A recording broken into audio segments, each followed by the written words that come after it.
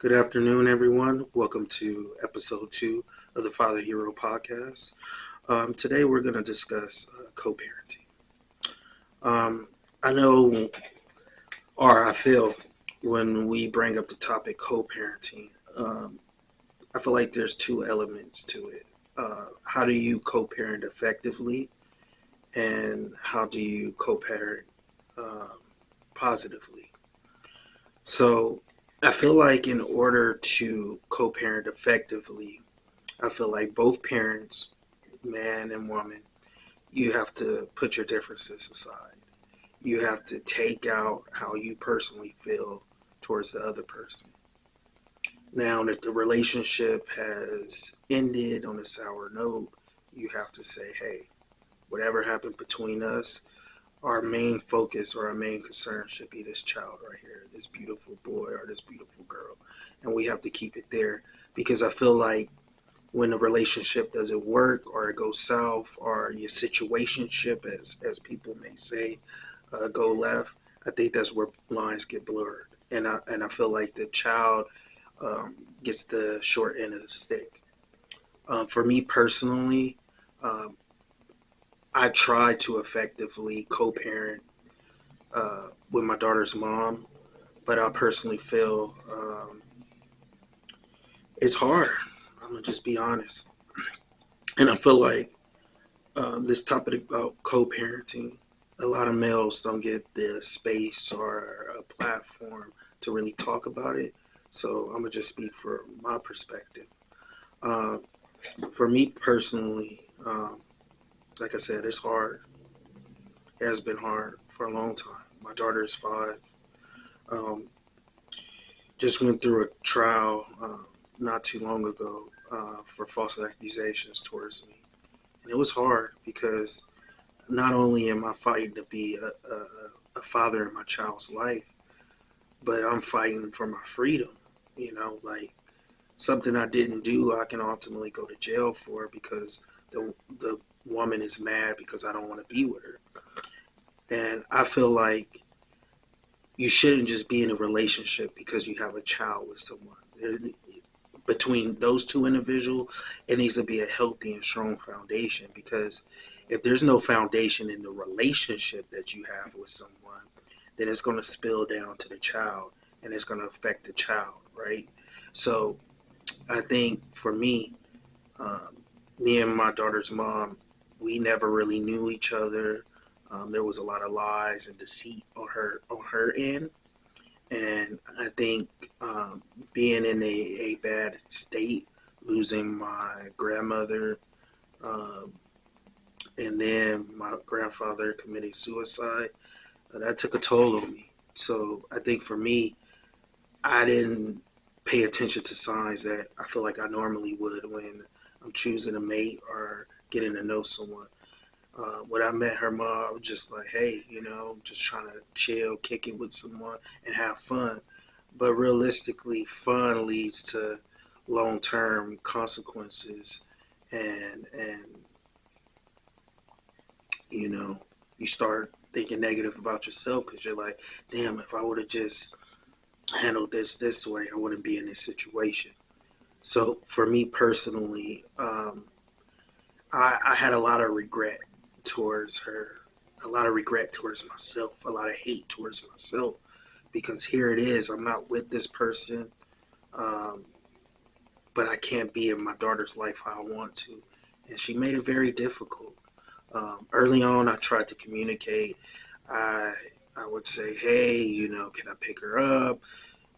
If I didn't do things always exactly how she wanted it to be, uh, she would say, hey, I'll take you off the paperwork at the daycare, at the school. So uh, on the side note, she was still dealing with her oldest child's father, and that was something I didn't know. So with that being said, that caused a lot of confusion because I'm just trying to, hey, I don't know you, I don't love you, I can't love you because I don't really know you, but hey, we had a one night stand, and now I'm have this. child and I want to be in this child's life, but she's still tiptoeing with the father, making it as if we're together and things like that. So it made it very difficult for me, definitely. Early on, it was a lot of threats towards the other father, somebody to this day I still don't know. But I say all that to share my testimony with people of like things I had to overcome.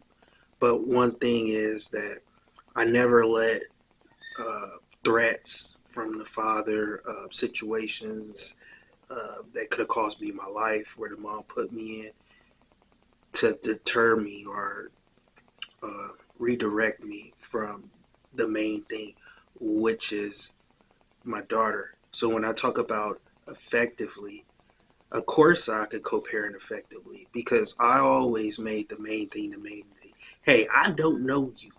I'm not really trying to get to know you on a personal level because when I tried, it seemed like lines was getting blurred and it was just getting complicated. So for me, um,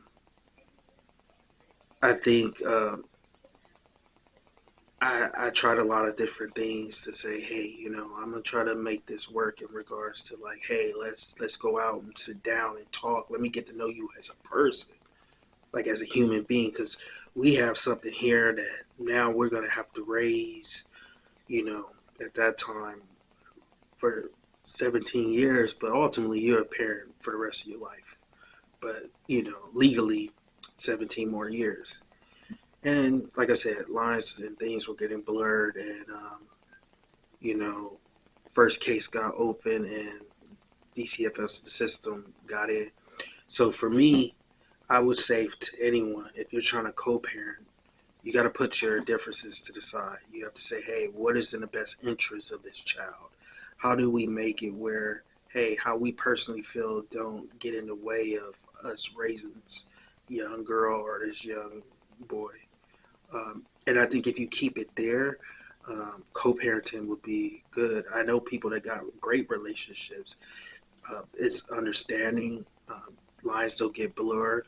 If you have been in a long-term relationship and you've been married or you've been in a relationship and there's years there, I get that. Like, there's a lot of history, a lot of things that went into that relationship.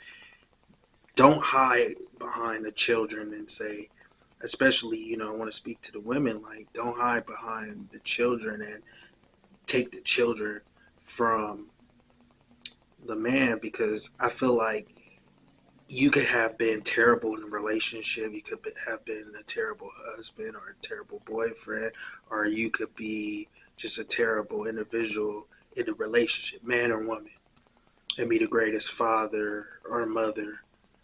And if it's about the child, if that person is a great father, don't try to take or snatch that child to try to prove a point or say, hey, if you don't do what I say, this or that, I'm going to make sure your child don't see you, and then put it as the man doesn't want to be there.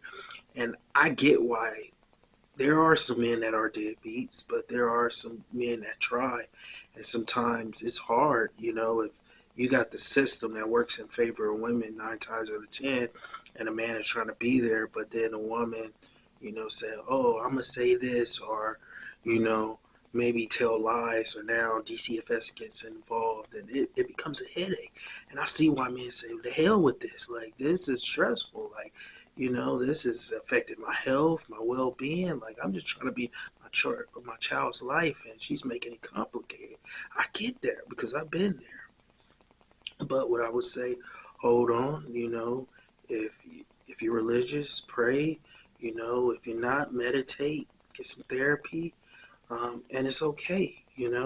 But don't bring more negativity and trauma for the child, because it is going to be hard, because they're going to be in two different environments, learning different, as opposed to being under the same roof and seeing nurturing and loving between two individuals raising the child. And by no means are parents going to be perfect, but I think if there's an understanding, differences are put to the side, and the focus is the child, this co-parenting thing can work effectively. And then what I would also say is, you know, um, another question I hear from people,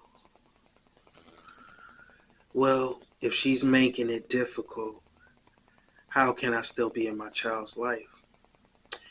If a woman is making it difficult, whatever you do as a man, you can't give up. You can't give up. Remember what's the main focus at the end of the day. Remember what the main focus is. And keep the main thing the main thing.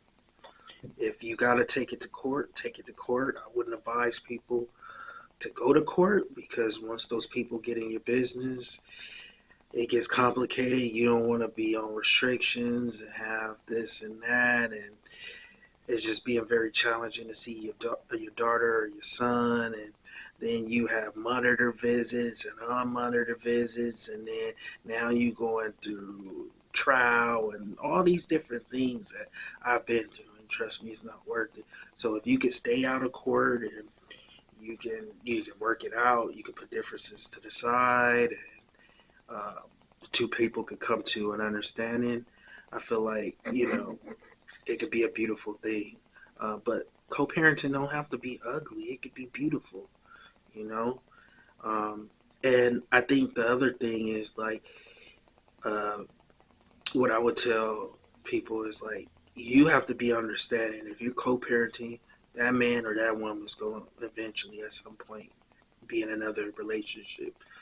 But the worst thing a woman or a man could do is, on the bad side, you get in another relationship and try to make this woman, or try to put her in the place of her mom, or if you're a woman trying to make that man that child's father. Like, at the end of the day, they only have one father and one mother, no matter how ill or negative you feel about that person. That's their mom, or that's their father.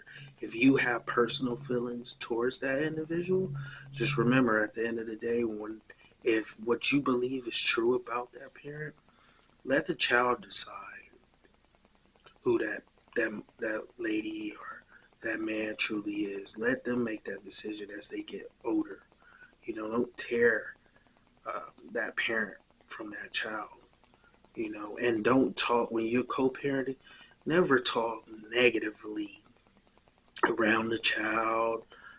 Don't say nothing negative about the other parent and say, oh, your dad this, your mom this, because now you're kind of creating a narrative, and I feel like that should be engraved in part of the co-parenting aspect.